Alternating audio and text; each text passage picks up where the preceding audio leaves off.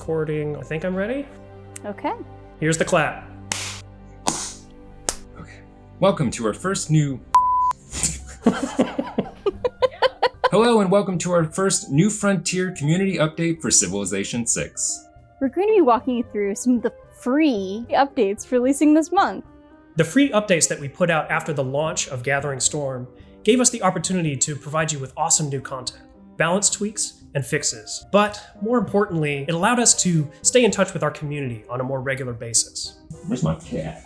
With the launch of the Mayan Grand Colombia pack, we've already begun implementing changes based on the feedback we've heard directly from you on our social channels, on the Civilization subreddit, and Civ Fanatics. Are you guys doing the hard cuts? For example, we fixed some exploits like the ability to choose multiple Pantheon bonuses. An exploit to combat strength and movement speed from upgrading a unit near a great general. Did you use these exploits? An exploit allowing a free policy change after completing Civic. Did you choose multiple Pantheon bonuses in multiplayer? And an exploit allowing multiple copies of a district in the same city. I would never do that. If you never use these exploits, great job. Thank you. If you did, you still have our respect. You just have to play fairly now. Speaking of which, we noticed that some of you were earning diplomatic victories in Gathering Storm with all kinds of shenanigans.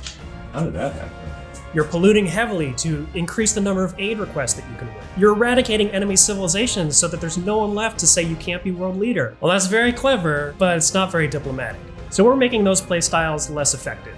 We're increasing favor penalty on excess pollution and introducing a new favor penalty for players who own foreign original capitals. To make victory more viable for actually diplomatic players, we're changing the diplomatic victory resolution to only remove 2 victory points, not 3.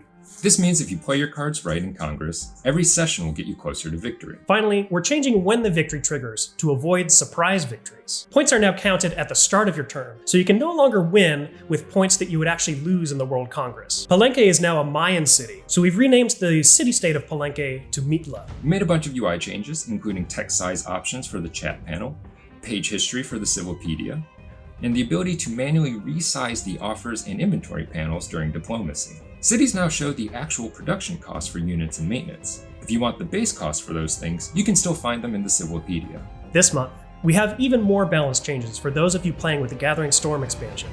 We tweaked over a dozen religious beliefs. Some are stronger, some are weaker, and some are brand new. Our goal here is to provide interesting and balanced choices as your religion evolves. The Warrior Monk's belief, in addition to providing the cool units it did before, will now allow holy sites to culture bomb adjacent tiles when they finish construction. Dari Mare building, with its mysterious eternal flame, is now immune to the earthly flames of natural disaster. Speaking of awesome buildings, faithful cities with world wonders will now get extra science, culture, faith, and gold from the new Sacred Places belief. Finally, we've increased the base tile yields for Yosemite and the Eye of Sahara to better align their powers with the other natural wonders. In addition to balance changes like these, each community update will offer a new feature. It could be a new scenario, a free game mode, or a way to customize your setup. This month, though, our PC players are in for a real treat. Our major addition for this community update is Red Death Season 2. We're adding 2 exciting new factions, zombies and aliens. The zombie faction is led by a brain in a jar, which makes total sense, right? When a zombie horde kills a non-zombie unit, it makes more zombies. Of course, zombies kind of fall apart over time because they take damage each turn, which aliens don't. Of course, aliens came to the world to overthrow it, and they did a great job. Because they have a cloaking ability that allows them to sneak attack. I can hear him walking, or sneak away. I'm recording, I'm sorry, it'll be over soon! But their ride out hasn't arrived yet, so the Thin Man and the Greys have to wait it out like everyone else. Good luck, Commander. Additionally, each faction, including your old favorites from Red Death Season 1, now have their own unique abilities. Also, with our alien psionic abilities, we sensed you missed a certain voice. Hear that? So Sean Bean is now narrating Red Dead. That's the Wasteland Wind.